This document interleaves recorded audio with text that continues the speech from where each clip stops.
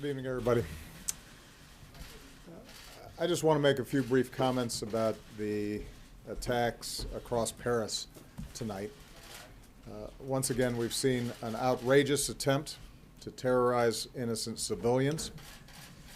This is an attack not just on Paris, it's an attack not just on the people of France, but this is an attack on all of humanity and the universal values that we share. We stand prepared and ready to provide whatever assistance that the government and the people of France need to respond. France is our oldest ally. The French people have stood shoulder to shoulder with the United States time and again. And we want to be very clear that we stand together with them in the fight against terrorism and extremism. Paris itself represents the timeless values of human progress. Those who think that they can terrorize the people of France or the values that they stand for are wrong. The American people draw strength from the French people's commitment to life, liberty,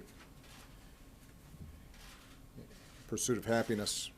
We are reminded in this time of tragedy that the bonds of liberté and égalité and fraternité are not only values that the French people care so deeply about, but they are values that we share. And those values are going to endure far beyond any act of terrorism or the hateful vision of those who perpetrated the crimes this evening.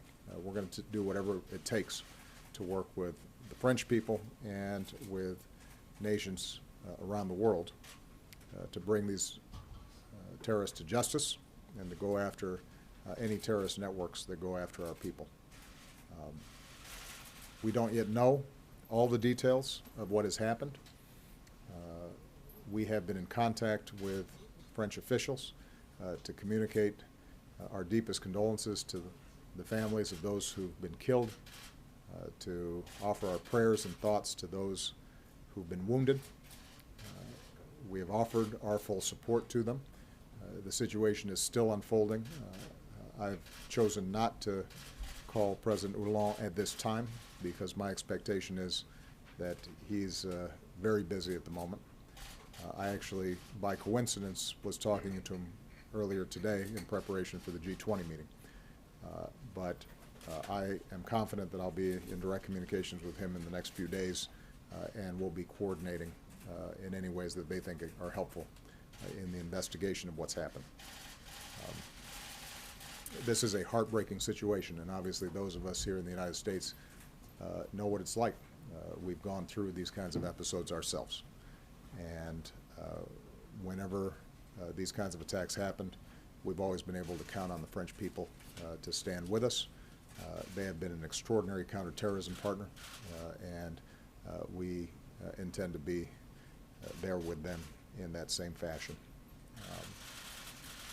I'm sure that in the days ahead we'll learn more about exactly what happened, and my teams will make sure that we are in communication with the press to provide you accurate information. I don't want to speculate at this point in terms of who was responsible for this.